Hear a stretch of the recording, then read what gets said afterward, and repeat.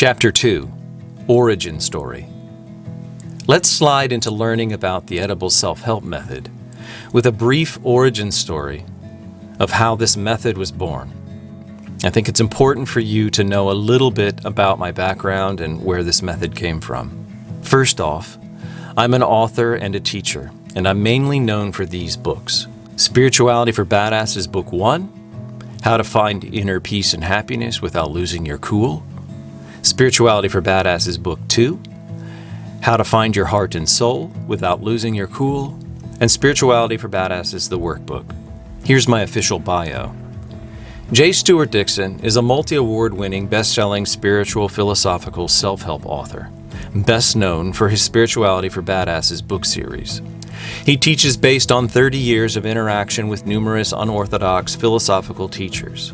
His ongoing education/certification in modern neuroscientific mindfulness from the University of Virginia, and a degree in communications from Syracuse University. As a young adult, he suffered from depression, which initiated a lifelong spiritual search. His depression vanished at the age of 40 after numerous mindful and spiritual epiphanies. He is the author of 4 books on spiritual healing, mindfulness, and awakening. He shares his insights regularly through interviews, podcasts, live events, talks, classes, online courses, and private mentorship. So basically, I live, teach, eat, drink, and breathe this stuff. My shtick, as evidenced, is that I don't give a damn about convention, rules, or being spiritually or politically correct. I'll try to tone it down here, but forgive me if I lapse into my usual potty-mouthed language. So the edibles self-help method started with frustration, and I'm going to share with you some of my thoughts. The cannabis industry seems to only want to sell weed and get people high. The mindfulness industry is so cautious, sedated, and watered down, it's agonizing. The neuroscience industry, despite all its miraculous discoveries and advances, won't touch mystery, spirituality, or philosophy. And of course, most spirituality and philosophy have their heads lodged so far up their own intellectual, closed-minded asses, they're largely ineffective at implementing true human growth or change. Sorry, you don't write award-winning, irreverent self-help books without, a little award-winning irreverence. So as an author and teacher, I was endeavoring to connect with and guide students in the most effective manner possible. The big question I was wrestling with was this: can I offer a course that is fair-priced, time-effective, safe, and delivers actual, tangible, life-changing, awareness-building, know thyself, slam-dunk results? I mean a real slam dunk. Zero possibility that you participate and don't have some sort of epiphany, catharsis, healing, realization, or transformation. I thought, and I thought, and I thought.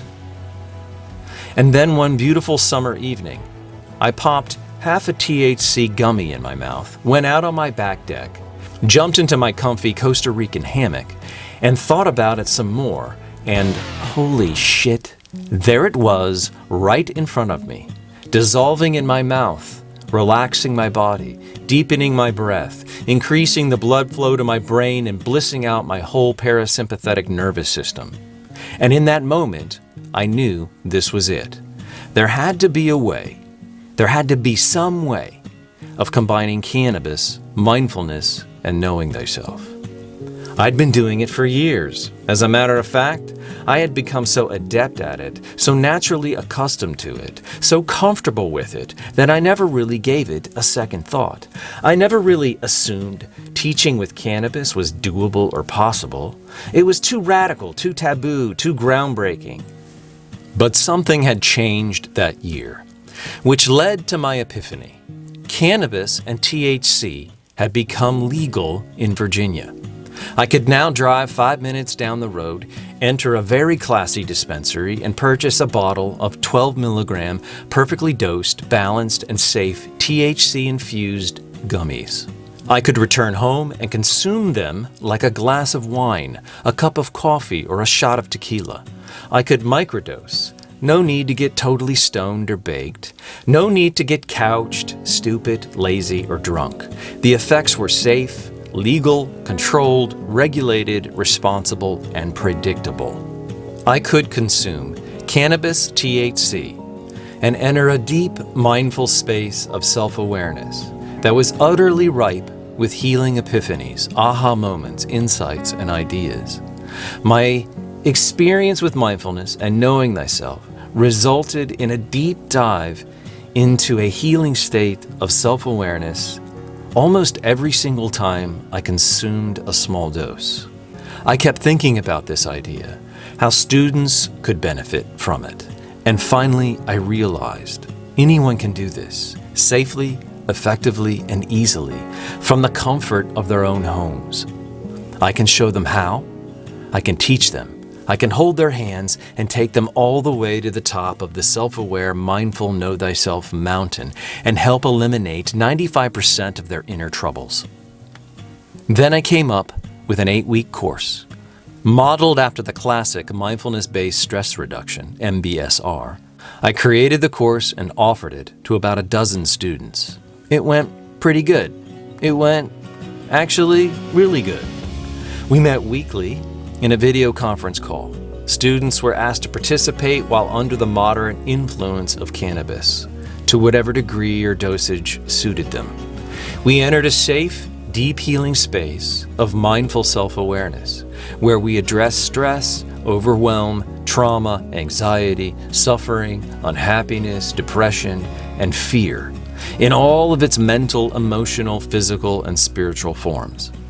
All students were given the opportunity to meet them, accept them, hold them, heal them, and finally be free of them. We laughed, we cried, shared, commiserated, celebrated, and fist-bumped one another as we traveled through the 8 weeks of learning, growing, and changing. There you have it. The origin of the edible self-help method came directly from the method itself. End of Chapter 2.